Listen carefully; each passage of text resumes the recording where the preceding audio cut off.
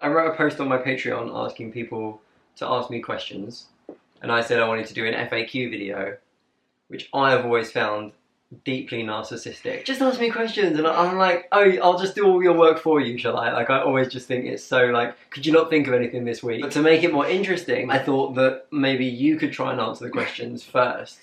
As if I'm you. What you think my answer is. Are you still in contact with anyone from the previous YouTube times? I would say not really. That's pretty accurate. There's a couple of people that I'm sort of friendly with, like if I text them they'll reply. Why did you decide to sell the boat and get an apartment instead? The boat was like a big hole that you threw money into. It was a really nice time that we had. I was working part-time and you were working self-employed. We didn't really have enough to do the repair work that we had to do on the boat, so the boat started to deteriorate, and it just felt kind of sad and like frustrating that we couldn't put the money in that we needed to. Decided to sell it so that hopefully someone else could look after it better than we could. Which is not the case. I've said to Georgia a couple of times, I'm confident the boat is on its last owner. Very upsetting. For me, it was a case of one of the most exciting things about having the boat is that we'd stay at a place for a week or two, and then we'd leave and we'd go, oh, what's the next place going to be like? And I remember when we were in London, we went all the way through the canal network and then we turned around and started going back through London again, and instantly it wasn't as fun for us because we already knew where we were. There were some places where we were like, oh, it's nice, we're going to be back in Hackney or whatever, but that sense of exploration was kind of gone. And then when we left London, it came back again because we were like, oh, what's the next town going to be like? The same thing happened when we got to Bradford-on-Avon and Bath. We were like, this place is amazing. It felt like every place we went to after that, we just wanted to be back in Bath. We found somewhere that we didn't want to leave. Sam's been cheeky and asked 2 questions. How do you feel about that? Only the first question counts, or are you allowing multiple? I think that's fine. Okay. You know, we can just cut the worst one out. If you could give advice to your previous self, what would you say? You'd probably tell yourself to get an index fund.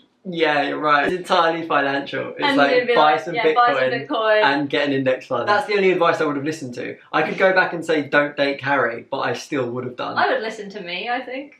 Because I'd just be so blown away that I'd bet myself. And she thought that she had to come back to give me this critical piece of information. If I'd have gone back and go, you shouldn't cheat on people, I'd be like, oh yeah, I know. You could explain to you all of the terrible things and the lessons you've learned. But yeah. I think it's better for him to learn them. But, because then otherwise he won't become him. Yeah, but I could at least be rich. While I'm learning those lessons. How often do you now get recognised in public, and is it mostly positive interactions? I'd say like once a year. They do tend to be positive reactions because I think the people that are angry are just angry at you on the internet. I've never had a negative interaction with anyone. How different do you think your life would be were it not for the allegations in 2014? How many subscribers would you have now? That feels like a question that's no longer relevant to my life. I don't know how many subscribers I've got now. My views were just going down and down anyway. Like, you could look at Charlie as an example. Like, he is the squeakiest clean person in the world. He basically just did less and less YouTube and his views went down and then he just stopped. You might be a writer now. Yeah, well, I had a book deal. My book was supposed to be published about 3 months after the allegations happened, so probably what would have happened is I would have just transitioned into more of that stuff. Would you have still gone to Plum Village? I don't know. So the dream flat that I used to live in, I basically was just looking at properties because that's the thing I like to do sometimes, and I found this amazing flat, and then I went to view it, and I couldn't afford to buy it, so I said, can I just rent it from you for a year until I can afford to buy it? I was still living with Charlie at the time, so I wasn't planning to move out or anything. And suddenly I was renting this other flat that I was like, well, I'm not going to just suddenly be living here because I've got my own life. So I subletted the flat to Chris Kendall. You can see how complicated it's going to be, I think, to explain what I've gone through. And the allegations happened and then I couldn't afford it anymore. So actually one difference is I might be living there or I might have bought that place. The point is that Chris Kendall started reading a book written by the founder of Plum Village. And that's how I originally found out about Plum Village. The only reason I ended up going to Plum Village was because I was looking to see if Thich Nhat Hanh was coming to speak in London, because I know sometimes the monks go to different countries and they give talks. In looking to see if he was coming to London, I found out that I could just go there. So I think that would have happened anyway. I really enjoyed your videos about your times at a Buddhist temple. Do you still meditate and follow those practices? My last video was about being on a meditation retreat, so yeah, I still do that. What song is your proudest one that you've made? I don't know this one, I don't think. I don't think I know this one, in fairness. Okay. I don't have an answer in You've my got like head. a particular song. I've got What It Takes is definitely up there. My favourites and your favourites are slightly different. I really like Don't Let the World Turn Past Me.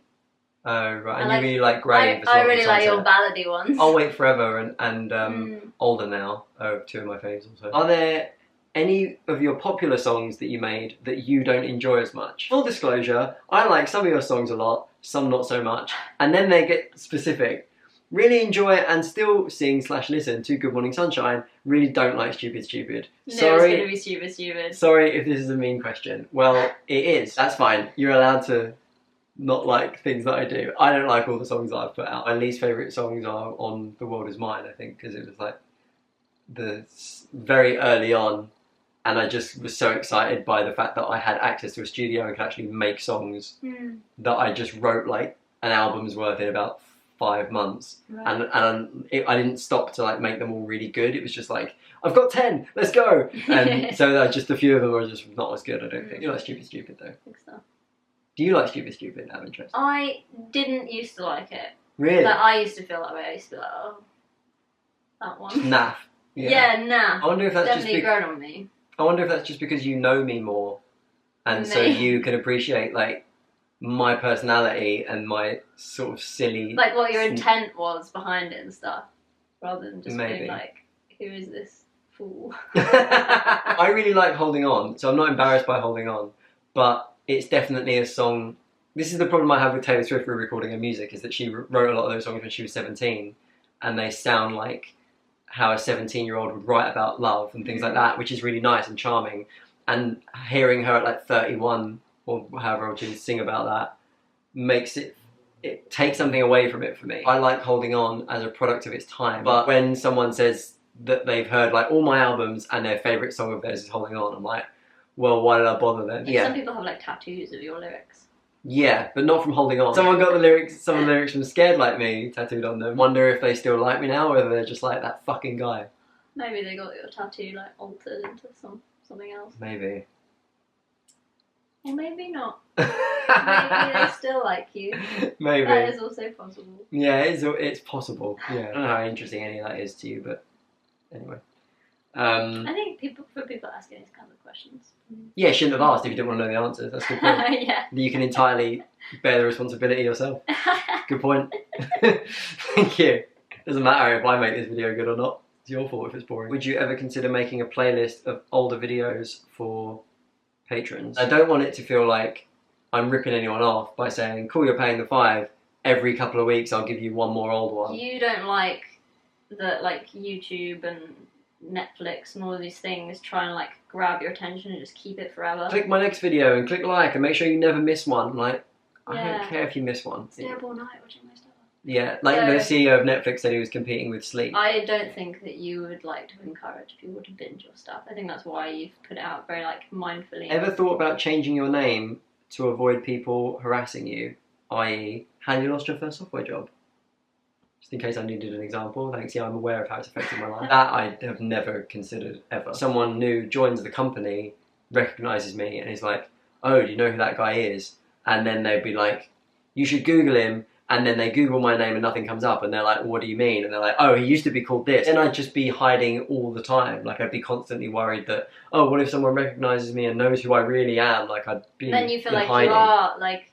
you feel like you're I could be in witness protection or something. Yeah, I don't know. You feel like you have something to hide. It was a long time ago, and I'm not defined by it. If I change my name, then it's like, the internet killed Alex Day, and now I'm this other person. I've had a life since then that's been pretty interesting and that I've enjoyed. That's just one part of it. I don't want it to overshadow everything else. Sarah wrote, how are you? And a little heart. I'm good, yeah. I'm a bit tired because I just had COVID. But apart from that, I'm doing really good. Yeah. I wish Bitcoin would go up there. That's the only thing that I'm thinking about. I don't talk this much about Bitcoin. You talk quite a bit about Bitcoin. Do you feel more or less pressure to produce videos now that most people who watch them pay for them? Most people, everyone who's watching them is paying for them, unless there's some like secret like blog where you're posting the links that I don't know about. I think it's a bit of both. I think you feel more pressure to like something. You're putting out something fairly regularly because you feel like, well, people are paying for it, so like they deserve to have something at the other end. Yeah, but that's true. I think you feel less pressure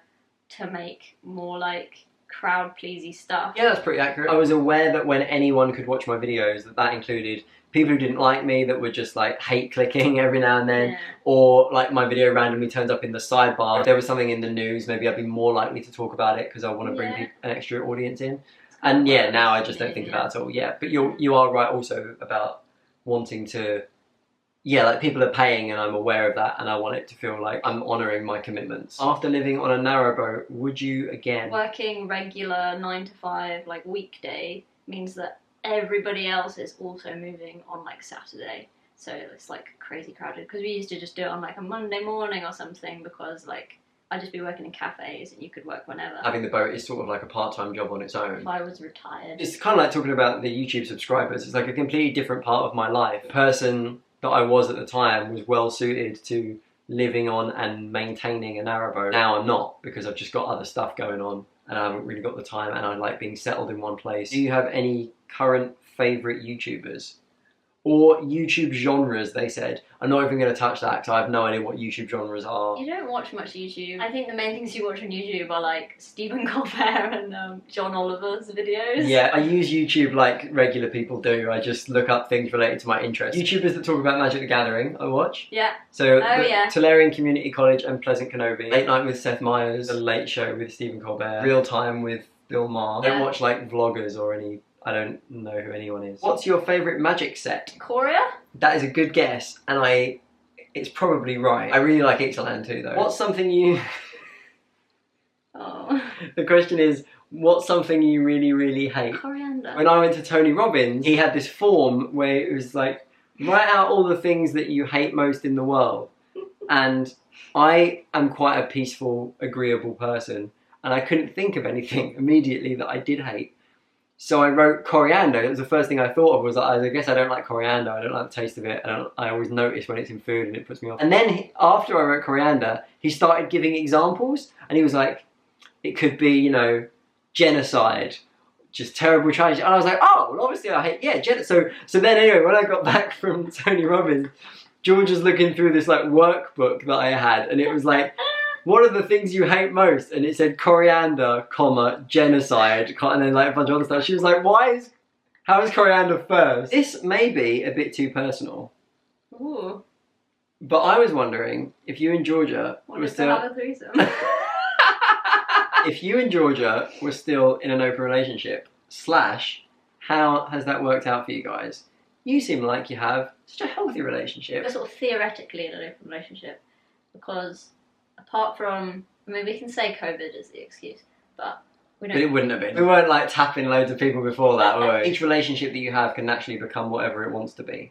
So normally in a monogamous relationship, you have like the one person you do everything with, and then everyone else is at arm's length kind of. So I would never like hold hands with someone else even, or be like cute in any sort of way like that, because that would feel like insensitive or threatening or something like that. And now, well, if I just want to like cuddle up on the sofa with Scarlett, that's all that's going to happen. Every relationship can just kind of get to its natural point of intimacy. I'm not like dating anyone else, Georgia's not dating anyone else. The option's there.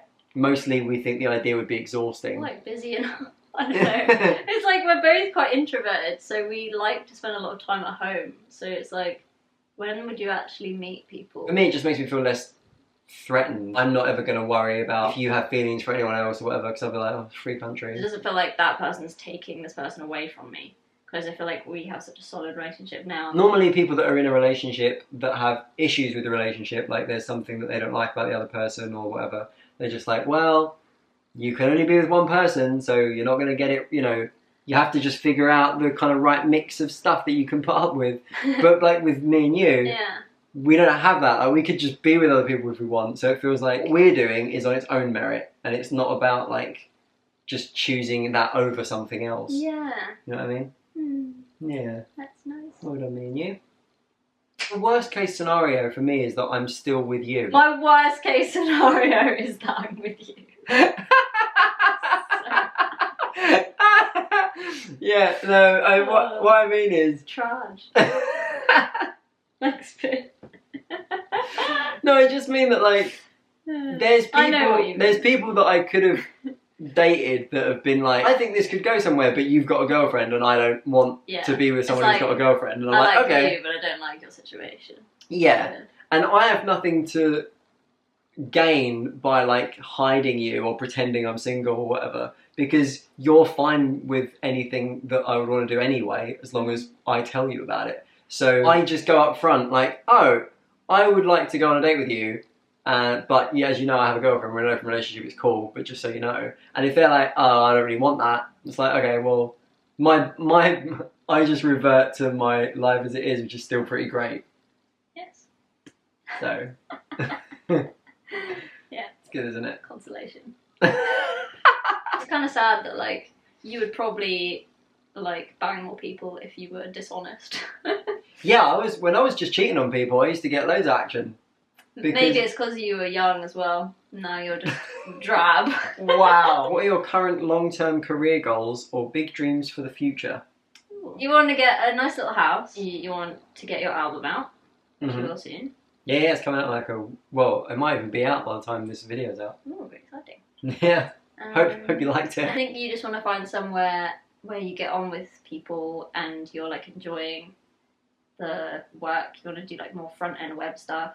And something that's like stable that you can just get good at and do for like a few years at least. Do you still enjoy writing / are you writing any new books? I think you enjoy writing, kind of do it in bursts. You're like, I'm going to write an entire book, and then you get like, you finish it and you're exhausted and you kind of don't do it for a few months. I never want to write anything again. Yeah, you're like, oh no, not this. I think I told them I was doing a creative writing module for my Open University degree. That was the newest module that I did, and I really enjoyed it. I had lots of little writing assignments, so once a month I'd do a story of like 1,000 words or so. So I wrote a few short stories, and they were really enjoyable. How did it come that you dived into programming as a career? I must have missed the decision-making process. I just got sick of the hustle of... You try and answer. You're supposed to. That's the whole time. I just got sick of the hustle. Doing like project after project and trying to like promote myself all the time. Having to rely on your creativity to like live on is quite hard. When I first interviewed for my first software job, all I'd done is self-employed stuff, so that was all that was on my CV. They asked me at the interview, like, so how are you going to feel about having a 9 to 5, routine? And I was like, honestly, it'd be such a relief. And it is. It just feels... It's something now that I'm doing it, and I'm not, like, resistant to it, I wish I'd just done it years ago, because I did so little on YouTube, I could easily have just fitted it in, like, once a week on an evening. And I would have had so much money, and I would have just had like a regular life balance, and it would have been great. That wasn't where my priority was at the time, and obviously I thought that if I kept pushing my music, then I could just be a musician professionally, and that would pay enough money, and it just didn't in the long term. Maybe I would have had the same regrets about like what would have happened if I'd committed more and given up the job and really pushed my dream or whatever.